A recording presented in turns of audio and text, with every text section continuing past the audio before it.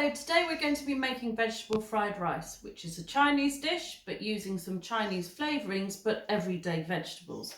So for this recipe, you will need some oil. You can use sunflower or vegetable oil or even olive oil.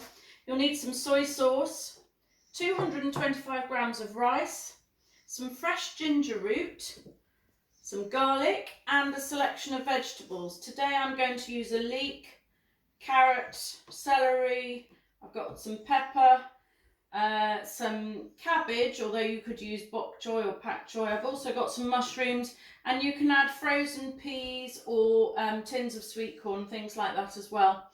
You can really use whatever vegetables you like. The equipment you're going to need today will be a chopping board, a measuring jug, grater, a biggish frying pan or a wok if you have it, a smaller saucepan, peeler if you have a carrot to peel, a small knife or a large knife, whichever you prefer, and a wooden spoon. First, before you start chopping any vegetables, you're going to put a tablespoon of oil into the saucepan with your rice. So put the two in together. Going to give that a little stir with your wooden spoon, just so that the oil and the rice are coated together, or mixed together I should say, so that the rice is coated with oil. So we're going to turn that on to number 4 electric temperature or a medium-high gas flame, just to warm up the rice and the oil together before we add any water. So we're just going to stir those together for a couple of moments until your rice has absorbed all of the oil, and then we're going to add the water. You're going to need 450 mils of water, and it doesn't matter if it's hot or cold. But when you add your water, if you've been using a gas hob, it might hiss a little bit, but on my electric hob there's barely any hissing. I didn't have it too hot. Once you've added your water, can you see I've got little flecks of rice all around the edge? Try and get all of those little rice grains under the water so that they can all cook evenly. Try not to have them around the edge of the pan. So then what you're going to do is just pop the lid on to that rice, half on, half off, and we'll leave it for about 15 minutes. In about 5 minutes we'll come back and check when it's boiling. Okay, now on to preparing the vegetables. The first thing I would say to you is, if you're using carrot, peel and chop your carrot and add it to the pan with the water, because the carrot is a bit harder than most of the other vegetables we're cooking, and it will take a little bit longer to cook. Okay, so when you're chopping a carrot, make a bridge and cut straight down. Make another bridge, cut straight down to make sticks. We're always doing the same thing, and then across to make dice. Once you've diced your carrot, that can go into the pan with your rice and water. Add your chopped carrot into the pan with your rice and your water. Just give it a little stir and leave the lid half on. My rice has been cooking for about 6 or 7 minutes now, and I think you can probably hear it's starting to bubble hard. So at this point, when you can hear it, I would come over, give your rice another stir, and turn the temperature right down to number 1. I've got my carrots in there, they're cooking in the liquid. Give it all just a little stir together, turn it down to the number 1 or a low flame, and put your lid back on. Okay, I'm using a leek today, and you must remember that a leek has to be cleaned all the way down the top of the leaves because it can be dirty underneath. So I'm just going to run that under the tap. You can remove the other end of the leek, the root end, and then it's up to you how you cut it really. I'm going to go into small pieces, so again make a bridge. We're going to cut through the bridge again, just like we did with the carrots, and down. Now you can use the large knife and you can rock up and down using the heel of the knife, or you can use a small knife and hold it together firmly and cut it like that. It's entirely up to you, whatever you feel most comfortable using. I have 2 celery sticks here. I've just pulled those off the main plant, so those are going to need cutting off at the end and off at the top, just because those areas are a little bit dry. You can use the leaves and the tops of the celery, that doesn't matter. It's all still quite flavoursome. So again, down the center and then across to make small dice. Make sure your celery's had a wash first.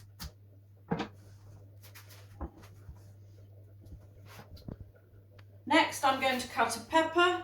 As usual with a pepper, we're going to cut the sides off.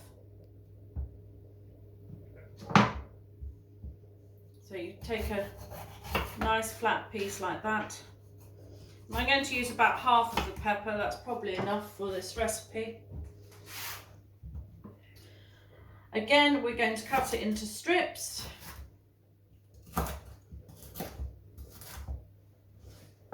And then across into dice.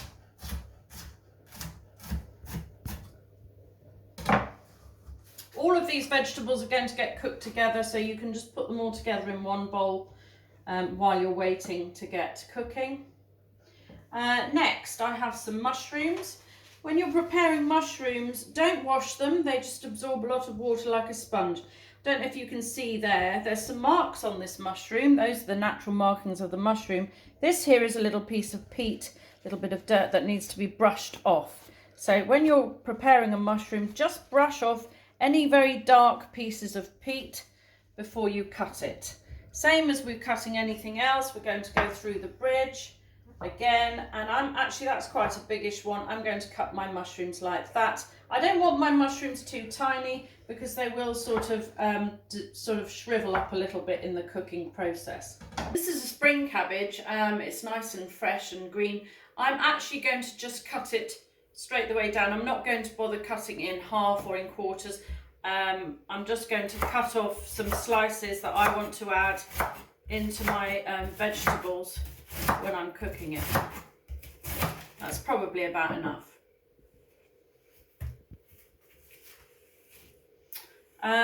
Peas and sweet corn won't need any cooking. Those will come straight out of the freezer and they will defrost as soon as you add them to the pan.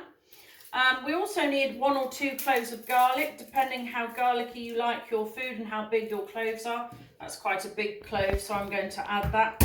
I just like to give it a bash and then cut the root off, which is the little flat piece, and then it should peel fairly easily.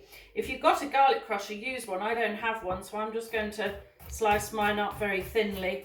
I will probably pop that into the little bowl with the peas, because what you don't want is to cook the garlic for too long because it will start to burn. So it doesn't matter if it doesn't go in till the end. That's possibly a better time to add the garlic. It will release some flavour without burning. So I think I'm going to pop my garlic, which I've just chopped up, into the bowl with my peas. And then the last thing I want to talk about is fresh ginger. Now this ginger has been stored in my freezer. It's cold and frozen. It's probably the best place to store fresh ginger root because it doesn't tend to last too long in the fridge or in the cupboard. So in the freezer it lasts indefinitely, and you can grate it straight from frozen. Now the slightly annoying thing is I don't really have the right size grater to use. If you use the rounded sides, it tends to get quite stuck on the inside of the grater. So I'm going to try and use the big side, which is really for cheese and is a little bit bigger than what I would normally use, and see how that works.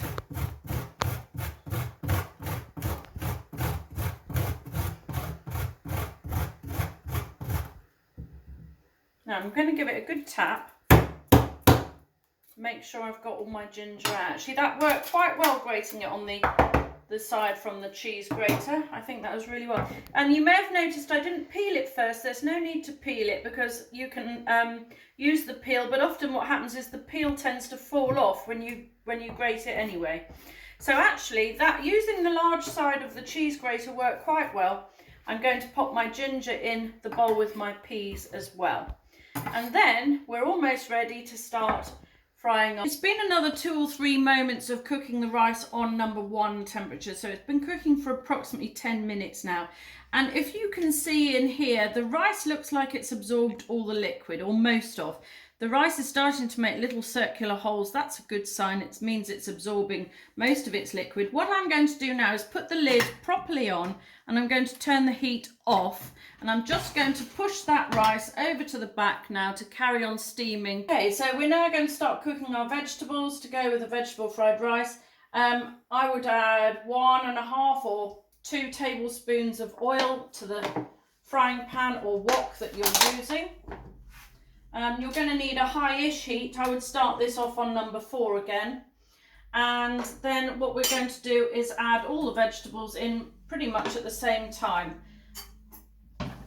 Actually, I'm not going to add my cabbage just yet. I'm going to pop that in a bit later on because that will cook down very quickly at the end. So if you've got anything green and leafy like cabbage or bok choy or something like that, I would stir that in towards the end, or things like spring onions. So start off with the vegetables that need cooking. So in this case for me it's leeks, mushrooms, peppers and celery. So you're going to cook those together on a medium-high heat for about 5 minutes. Okay, my vegetables have been cooking for about 5, 6, maybe 10 minutes perhaps maximum on here, possibly a bit less. They've really cooked down a little bit and they've softened. I think you can see that.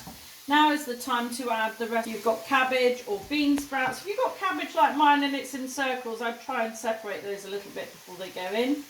They will cook down. You're also going to add your ginger, peas and garlic. If you've got sweet corn, so stir that in. If your vegetables are starting to get a little bit too hot, they're starting to stick or burn, just turn your temperature down a little bit, maybe to number 2 or 3.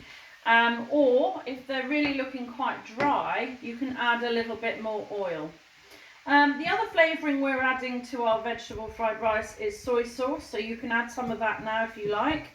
We're going to add, these are a reasonable amount. I'm going to add some to the vegetables and then I'm going to add some more in when I'm adding the rice back in. So I've given it several good shakes there. It does add flavour. You won't need to add any salt when you've added soy sauce because soy sauce is very salty. You might want to add some pepper. Depends how you like to season your food.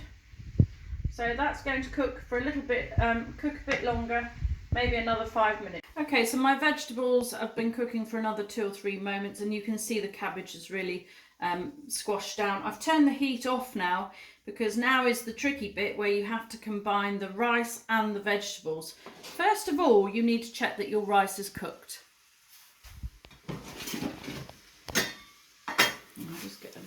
Okay, just give your rice a little stir first. Make sure it's absorbed all the liquid. You should be able to see down to the bottom there's no liquid left. And then have a taste and make sure it's done. That's fine. If your rice is still a little bit hard, I would add a drop more water and leave it to steam or cook on a very low heat for another 5 moments or so. So at this point now, we're going to add the rice and our cooked carrots into our pan. This is a bit of a messy process and I'm going to do it in stages. I'm going to stir in some rice and add some more soy sauce and then I'm going to stir in a bit more. If you've got a wok, it's a little bit easier to do because you've got greater depth for stirring. If like me, you're having to use a wide frying pan, you might find it a little bit awkward. You could always stir the two together in a mixing bowl if that's easier. That's gone together quite nicely. So I think I should be able to add the rest of my rice into that now.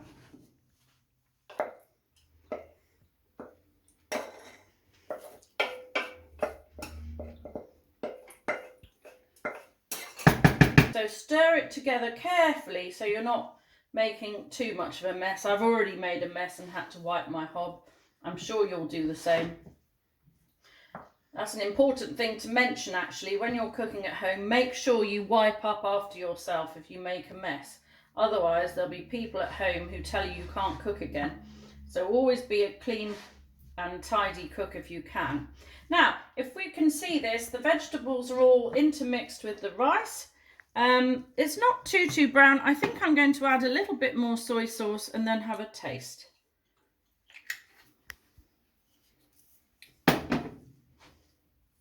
Give it a good stir in. You don't need your rice to be dark brown, but it does need to have a sort of a more of a golden colour than bright white. Actually, now I should be talking to you a little bit about the types of rice to use as well. It's best to use long grain rather than the sticky rice or the jasmine rice tends to stick together. Well, there we are. Healthy, tasty and delicious vegetable fried rice. Well done, you 8.